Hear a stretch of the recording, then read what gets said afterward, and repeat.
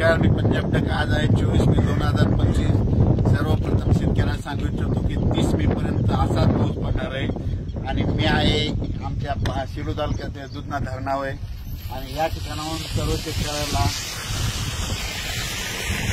अंदाज देणार आहे. तर हे आहे दुधना धरण, आमच्या शिरूर तालुक्यातलं दुधना धरण आहे आणि या ठिकाणून माझ्या महाराष्ट्रातल्या शेतकऱ्याला अंदाज देणार आहे की राज्यामध्ये 30 तारखेपर्यंत असाच भाग बदलत पाऊस पडणार आहे म्हणून हा अंदाज लक्षात येतात. पण राज्यात सांगायचं झालं तर सर्व शेतकऱ्यांसाठी आनंदाची बातमी, 1, 2, 3 जूनला राज्यात सूर्यदर्शन होणार आहे, पाऊस विश्रांती घेणार आहे, वरून रजेवर जाणार आहे म्हणून हा अंदाज लक्षात येतात. म्हणजे सांगायचं झालं तर 1 जून, 2 जून, 3 जूनला वरून राजा विश्रांती घेणार आहे, रजेवर जाणार आहे म्हणून हा अंदाज लक्षात येतात.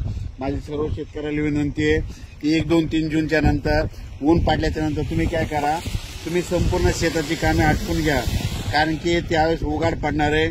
नंतर परत 5-6 जूनच्या नंतर थोडं तुरळक कुठेतरी पाऊस चालू राहील. पण राज्यात मात्र 1, 2 जून, 3 जूनला सूर्यदर्शन होणार आहे, चांगलं हवामान कोरडं राहणार आहे म्हणून हा अंदाज लक्षात येतात. पण राज्यात मात्र आता 27, 28 आणि 29 मेला म्हणतं ठिकठिकाणी मुसळधार पाऊस पडणार आहे, भाग बदलत पडणार आहे म्हणून हा अंदाज लक्षात येतात. राज्यात दररोज वेगवेगळ्या भागात 2-2 दिवस पाऊस मुक्काम करत जाणार आहे म्हणून हा अंदाज लक्षात येतात. पण राज्यात मात्र 30 मे पर्यंत असंच पावसाचं वातावरण राहणार आहे म्हणून हा अंदाज लक्षात येतात. अचानक वातावरण बदल झाला तर लगेच एक मेसेज दिला जाईल. धन्यवाद. हे पाहू शकता, हे आमचं दुधना धरण आहे, म्हणजे सेलू तालुक्याची लहान भागवणार आहे आमचं हे धरण आहे. या धरणात देखील पाणी यायला सुरुवात झाली पाहू शकता.